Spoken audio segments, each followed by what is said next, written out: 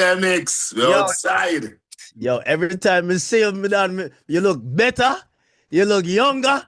We work, Yo, I we working on it. We working on it. see you on Instagram having fun. You know, Why I live not? vicariously through your page, man. You know how much I love you. I know that, man. Respect, bro. I know that. I know that. Trust me, man. The feeling is mutual, G. Yeah, man. I love how you always rep. Not just for me, but for Yeah, dancehall man. in That's not general. something, man. Yeah, man. Yeah. You know what I Uh, mean? Listen, without further ado, let me do my intro real quick. You know, I'm sitting Okay. down here with my favorite 101. I always tell y'all know who my favorite is. You know, I burned through his music. I've been burning through it since I was a little kid. I'm so pleased. I'm so happy that I get to call this guy a friend. I get to be able to speak to him, not only just be a fan. I'm always be a fan. But when Yes. I got the call and I said, "Hey, the boss is putting out an album," I said, That's, "Hey, he better talk to me because I that's, tapped in." yes, And yes, yes. I want to just say, you know, following your entire career, Yeah, I saw you get locked up. I saw you come back out. You know, I want to just first start with the obvious. Man, I see you looking so much healthier. I yeah, see yeah.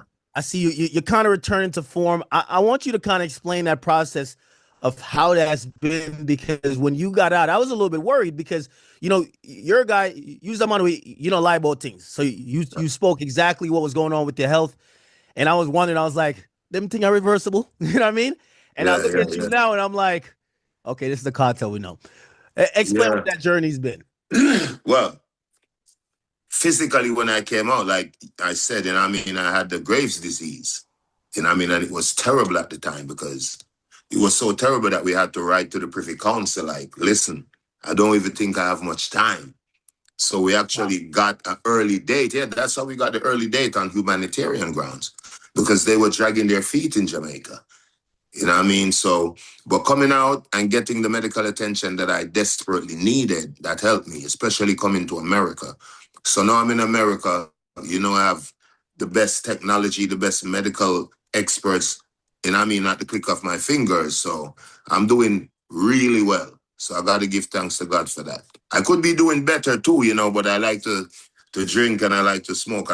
I'm just being honest, but where I'm coming from, I feel 100%. I mean, you saw what I did in Cayman Academics. Come on. No, hey, so now you have me feel so. First of all, the show's been crazy. Like, Yes. and we really got to we got to kind of break this down because you know I know some. There's always been this conversation in dancehall. You have your hardcore supporters, you have the Gaza fans, and then you have some Yes. people who they might like you, but they care more about dancehall overall. And when Yes, you true. were incarcerated, there was like a whole narrative kind of getting pushed. They were like, well, dancehall is in jail. And some people didn't like that because they felt that the culture and the music should be bigger than one man. Yes. Since you've came out of jail, prison actually, Yes. I've seen you lift up the entire, the entire genre of music. You've put it in arenas, something that was thought of as, the big thing was artists from Jamaica come over here. They'd be like, yo, we sell out Amazura. You know what I mean? Yeah, But yo, Amazura back in the day, 5,000 people maybe. And I mean, yeah, of course, I remember. and to see you do back nights in at the Barclays, man. What do you think that meant to you? I know you have some time to process it now because it's been a while, but these shows keep going on. We're gonna get to because I seen that last one. I watched the whole thing by YouTube, man. Yo, Yeah. damn a computer go like this, like yo, shell it. But Woof, woof, woof. did you Yeah. think that was possible? Oh, of course. That's what I work for all my life. Academics, listen, I live in reality. That's why when I was in prison, I had to find a way, not just to get out, but to record, to, Yeah, to do what I knew I was put on the earth to do, because that's my destiny. You know what I mean? Not just because I had kids to feed, not just because I had lawyers to pay, not just because I'm a grown man and grown men need to work, but just because I knew that this was my destiny. That's why my fans used to say, dancehall is in jail. It's no disrespect to dancehall, because Vybz Kartel is one of the guys that always pay homage or homage to the people that came before me. Vybz Kartel is one of the guys that always say, I stand on the shoulders of giants. So now I am a giant and I've proven it. So it's, you know what I mean? So how I feel about it, even people ask me that, even my manager, TJ, I was like, bro, it's a normal day, bro. This is what I work for. Even now at 50 years old, you see me still working. I'm in the studio. Night before last, I recorded 8 songs. Really? The work swear to God. I always told people that I wouldn't be here successfully if I didn't.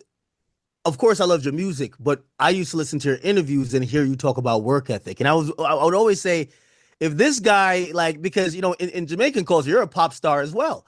And you had a reality show, you were doing this, you had products, but you had the alcohol, the club, everything, merchandising, condoms, everything. And you still be making multiple songs a day just continually, to the point that even when you got incarcerated, they're like, yo, I 4 years know whatever song I come from. And people, like, honestly, your work ethic was like that much.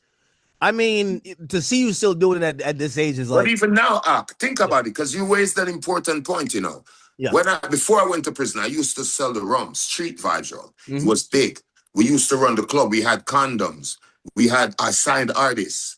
Went to prison for 13 years. And nobody else did it in dancehall. No one came with a product. No one owned the club. No one was doing it. I had to come back out and do it again.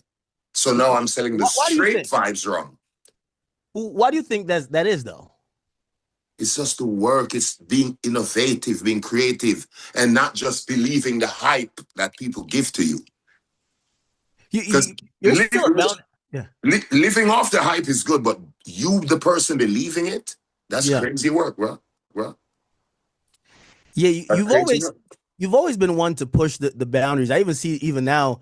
Like, I see this whole vibes experience that is going to be, this is like a whole weekend that you're kind of like almost reinventing, you know. In hip hop, they kind of call it festivals, but like you're doing something different. You're giving like a unique one-of-one like experience. I'm wondering, why do you do these things, or how do you come up with these ideas to partner, whether it's, and by the way, I still have the rum in them. I'm one of them. I can't make sure I'm not drinking. The rest of them.